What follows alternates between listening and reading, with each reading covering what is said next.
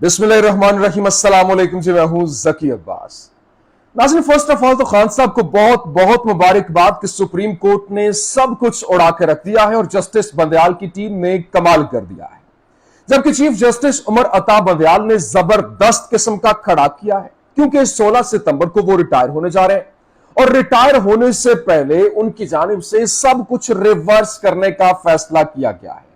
और आज भी दो बड़े जबरदस्त किस्म के फैसले आए हैं और वो भी खान के हक में आए हैं, जिसके बाद यूं कह लीजिए कि खान आ रहा है और अब खान को आने से कोई नहीं रोक सकता, बल्कि यूं कह लें कि खान को रोकना मुश्किल ही नहीं बल्कि नामुमकिन होता जा रहा है। अब जनाब वाला 3 साल जो प्लान था वो फ्लॉप हो गया है और फ्लॉप करने वाला कोई और नहीं बल्कि IMF है।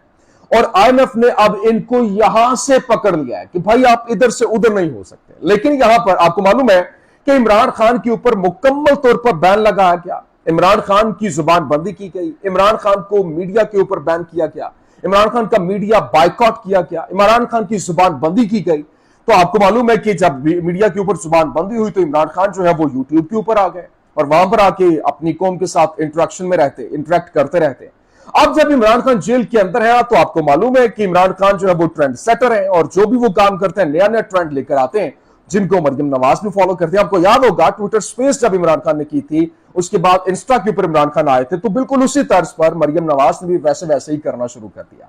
तो अब जनाब वाला इमरान खान ने जेल के अंदर रहते हुए खिताब का नया तरीका जो अपना लिया है, जिसने अब ताकतवरों के ऊपर बिजलियां गिरा दी हैं कि हम तो इसकी जुबान बंदी कर रहे थे, लेकिन ये तो हर तरीके को पसे पुष्ट डालकर एक नया तरीका लेकर आ जाता है। अब किस तरीके से इसको रोका जाए। और दूसरी जानिब शहरी इक़्तिदार से अचानक एक बड़े इस्तीफे की गूंज भी आ गई है और जिसने इस वक्त तहलका मचा के रख दिया है। कैसे, तमाम तक डिटेल्स बढ़िया हमें वन बाय वन आपके सामने रखते हैं। अच्छा नाज़रीन, सबसे पहले बात कर लेते हैं इमरान खान ने जेल में बैठकर कौम से खिताब करने का ऐसा कौन सा तरीका अपनाया है जो ताकतवरों के ऊपर बिजलियां गिरा गया है।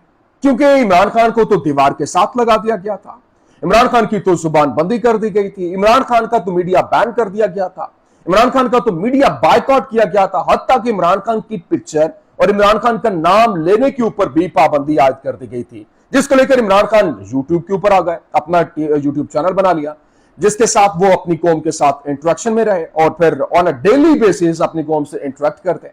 अब बिल्कुल उसी तरह से इमरान खान जेल के अंदर बैठकर भी ताकतवरों के लिए वबाले जान बने हुए। क्यों? क्योंकि वहां पर बैठकर भी इमरान खान ने एक अनोखा तरीका अपनाया अपनी कौम से इंटरेक्शन का और अपनी कौम से खिताब का। किस तरीके से वो अपना पैगाम पहुंचा रहे हैं मैं आपको बता देता हूं। हुआ क्या, आपको मालूम है कि 2 दिन पहले इमरान खान से बाबर अवान साहब पहले मुलाकात उन्होंने की और इमरान खान ने बाबर अवान साहब को पैगाम दिया कि कौम को जाकर ये पैगाम दे दें कि मैं किसी भी किस्म की खुफिया डील करके बाहर नहीं आऊंगा। क्यों? क्योंकि मैं हकीकी आजादी की जंग लड़ रहा हूं।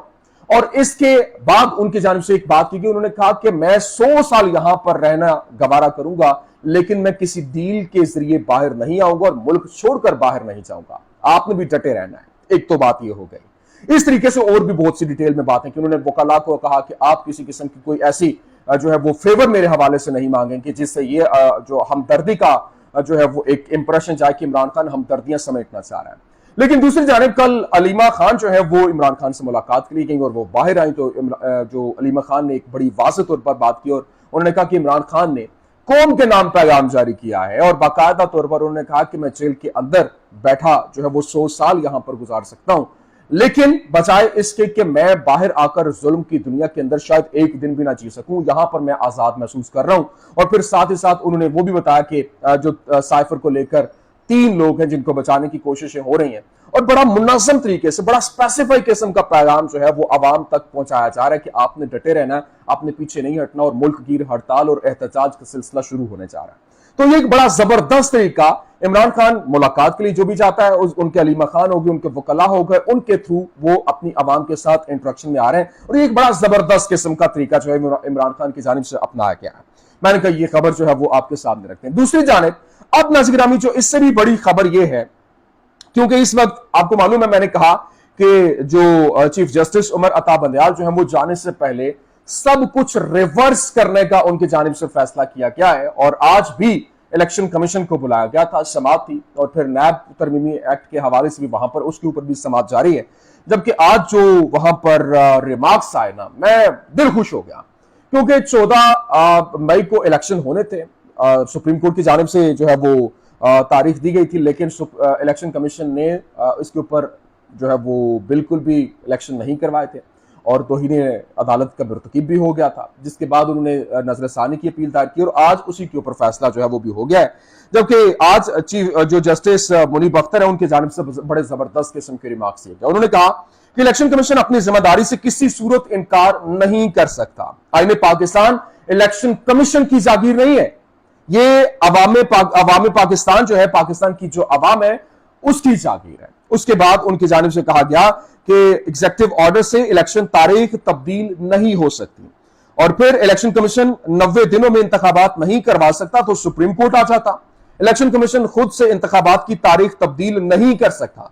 आईने पाकिस्तान इलेक्शन कमीशन को तारीख तब्दील करने का इख्तियार नहीं देता। ये आज वाज़ेह तौर पर जो चीफ जस्टिस है वो जबरदस्त किस्म के खड़ा कर रहे हैं। उनकी जानिब से कहा गया कि इलेक्शन की तारीख आइन और कानून से तब्दील होगी, एग्जीक्यूटिव ऑर्डर से इलेक्शन तारीख तब्दील नहीं हो सकती।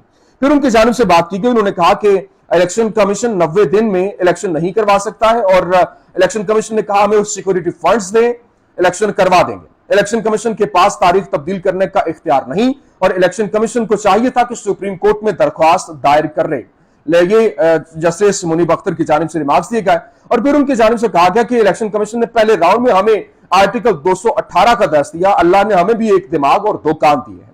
जस्टिस मुनीब जो है वो बड़े जबरदस्त किस्म के खड़ा कर रहे हैं। उनकी जानिब से कहा गया कि आइन किसी की जागीर नहीं, जो इसकी खिलाफ वर्जी करेगा उसको उसकी सजा भुगतना पड़ेगी। उन्होंने कहा कि जाओ जाकर चीफ इलेक्शन कमीशन को बता दो कि आप जो भी फैसला होगा, अगर आपने आइन को पामाल किया तो इसकी सजा आपको भुगतना पड़ेगी, इसकी जवाबदेही आइन के अकॉर्डिंग आपको देना पड़ेगी। तो ये जनाब वाला, इसके बाद जो इलेक्शन कमीशन की नजर सानी दरख्वास्त जो है वो खारिज कर दी गई है, और जहां आइन की खिलाफ वर्जी होगी वहां अदालत मुदाखलत करेगी। ये चीफ जस्टिस की जानिब से वाज़ेह किया गया। इसका मतलब यह है कि कहानी मुकम्मल तौर पर पलट चुकी है, और अब वो जो फैसले थे अब रिवर्स होना शुरू हो चुके हैं। तौहीन अदालत भी लगनी है, और जो 16 सितंबर से पहले पहले बहुत और भी बड़े फैसले आने वाले हैं, क्योंकि नैब तरमीमी एक्ट भी रिवर्स होने जा रहा है। और इस हवाले से भी चीफ जस्टिस जो है वो वाज़ेह कर चुके हैं। उन्होंने कहा कि कुछ ऐसी शिकें हैं जिससे इस्तेफादा किया इन लोगों ने, करप्ट लोगों ने, और वो सिर्फ और सिर्फ अपने फायदे के लिए, अपना मफाद देखते हुए उन्होंने वो तरामीम की। उसके ऊपर तो ये फैसला जो है वो होकर रहेगा, और ये फैसला जाने से पहले पहले मैं सुनाकर जाऊंगा। अब नाज़रीन, बात सिर्फ यहां तक नहीं रुकती, क्योंकि इस वक्त जो खेल है वो मुकम्मल तौर पर बिगड़ चुका है, और शहर इक़्तिदार से अब इस्तीफे की गूंज जो है वो सुनाई दे रही है, और अचानक से ये जो इस्तीफे की खबर है उसने तहलका मचा दिया है। आपको मालूम है कि निगरान सेटअप जो है वो इस वक्त भरपूर तरीके से कोशिशें कर रहा है, और जो शमशाद अख्तर साहब हैं, वज़ीर खजाना जो है, उनकी जानिब से आज ये बात की गई, और उन्होंने बात करते हुए कल उन्होंने कहा कि मैं ये सोच रही थी कि मैंने ये क्यों वज़ारत ली, और मैं आइंदा आने वाले दिनों में अहम फैसला जो है वो करूंगी। जिसका मतलब ये जो शहरी इक़्तिदार में बाखबर जो हल्के हैं वो ये कह रहे हैं कि वो शायद मुस्ताफी होने जा रहे हैं। और क्योंकि इस वक्त वो उनसे सिचुएशन कंट्रोल नहीं हो रही, और आपको मालूम है कि जो बिजली का बिल है वो इस वक्त जितने 1 यूनिट 52 रुपए तक चला गया। और ये हामिद मीर साहब के प्रोग्राम में बैठे हुए थे सेनेटर मुश्ताक साहब, और उनकी जानिब से कहा गया कि सितंबर का जो बिल होगा वो 90 रुपए फी यूनिट के ऊपर आएगा। तो जिसको लेकर उनकी जानिब से कहा गया कि हम IMF से बात करेंगे कि ये जो बिजली का यूनिट इसकी कीमत को कम किया जाए, कि किस तरीके से उनसे इजाजत ली जाए। लेकिन IMF ने भी इनको यहां से पकड़ लिया। उन्होंने कहा भाई नहीं, आप नहीं कर सकते, हाँ अगर करना है, कम करनी है, कीमत नहीं बढ़ानी, तो हमें इसका मुतबादल प्लान दें, जो इनके पास नहीं है। तो उन्होंने कहा कि आप यहां पर बिजली के ये जो मामला है इनको डील करें, जो जिस तरीके से आपको एक टैरिफ दिया गया उसके अकॉर्डिंग, और इलेक्शन करवाएं 90 दिन के अंदर। आप 90 दिन के अंदर अगर आपने इलेक्शन नहीं करवाए तो हाँ, जो डील है उसके ऊपर एक क्रॉस लग सकता है। तो ये इस वक्त की सिचुएशन है। मैंने कहा कि आपके सामने रख दी, क्योंकि ये पाकिस्तान के हवाले से कुछ अच्छी खबरें भी आ रही हैं कि चलो कोई तो है जिसको पाकिस्तान के अवाम की भी फिक्र है। ये तो जाहिर सी बात है, ये अवामी मैंडेट के साथ तो आए नहीं है। इस वजह से इन्होंने जो भी फैसले करने हैं वो करेंगे, उसके बाद चले जाएंगे। अब जो नई हुकूमत आएगी, जो बारूदी सुरंगें हैं वो बिछाकर कोई और नहीं बल्कि शहबाज शरीफ साहब गए हैं, और जो इस वक्त बड़े फेवरेट है जिनको लेकर जो सलीम साफी साहब की जानिब से बड़ा दावा किया गया, और उन्होंने कहा है कि एस्टैब्लिशमेंट और नून लीग के माबैन कोई तनाव या तनाज़ा नहीं है और आहद चीमा और तोकीर शाह की सूरत में नून लीग के 2 बंदों को निगरान सेटअप में तसलसल के तौर पर अकोमोडेट किया गया। आप वो अंदाजा लगा लीजिए कि ये बात किस तरफ जा रही है। ये कुछ आम तरीन अपडेट्स मैंने कहा मैं आपके सामने रख दूं। उम्मीद करते हैं वीडियो आपको पसंद आई होगी। पसंद आने की सूरत में लाइक कीजिए, शेयर कीजिए और हमारे चैनल को सब्सक्राइब करना मत भूलिएगा। पाकिस्तान जिंदाबाद।